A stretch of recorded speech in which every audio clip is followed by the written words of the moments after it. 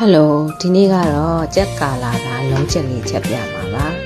အရင်ဆုံးတန့်စင်ထားတဲ့ကြက်သားတွေကိုအိုးလေးအရင်ထည့်ရပေါ့နော်ပြီးလို့ရှိရင်ကြက်သွန်လေးပပပြီးထားတာထည့်ရခရမ်းကျင်လေးနှလုံးလောက်ထည့်လိုက်ရပေါ့နော်ခရမ်းကျင်လေးနှလုံးထည့်ပြီးလို့ရှိရင်ကြက်သွန်လေးကိုလည်းဂျင်းနဲ့ထောင်းထားတာလေးထည့်လိုက်တယ်ကြက်သွန်လေးဂျင်းနဲ့ထည့်ပြီးတော့ငရုတ်ကောင်းထည့်တယ်ကျမတော့ကြက်သားဟင်းချက်လို့ရှိရင်ငရုတ်ကောင်းထည့်တော့မှကြိုက်တယ်ပေါ့နော်ပြီးတော့စနင်းမုံထည့်တယ်အယောင်တင်မုံထည့်တယ်ထည့်ပြီးလို့ရှိရင်မဆလာပါတခါလေးထည့်လိုက်တယ်သူ့အနက်ဝင်သွားလို့ပေါ့နော်ပြီးတာနဲ့ငပြားရီထည့်ပါတယ်ငပြားရီထည့်ပြီးတော့အသားမုံထည့်တယ်ပေါ့နော်အသားမုံထည့်ပြီးသွားလို့ရှိရင်အချုံမုံနည်းနည်းလေးထည့်လိုက်တယ်အချုံမုံနည်းနည်းလေးထည့်ပြီးသွားလို့ရှိရင်ခရုစီထည့်ပါတယ်ပေါ့နော်ခရုစီကမတုံးလဲရပါတယ်ဒါနဲ့ကျမကြိုက်လို့တုံးတယ်ပြီးတော့စီအနေနဲ့ထည့်လိုက်ပါတယ်အားလုံးထည့်ပြီးသွားပြီဆိုလို့ရှိရင်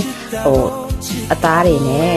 တစားပလာတွေနဲ့တမဝအောင်ရောတမပွေလိုက်ပါတယ်ဒီလိုအနေထားလေးရောက်သွားလို့ရှိရင်အဖုံးလေးပွေးပြီးတော့တဲလိုက်တယ်ပေါ့နော်တဲလိုက်ပြီးတော့ရေတွေထွက်လာတယ်ပေါ့နော်ရေတွေထွက်လာတယ်အဲ့ရေတွေကိုခန်းအောင်ထည့်လိုက်ခန်းအောင်ပေါ့နော်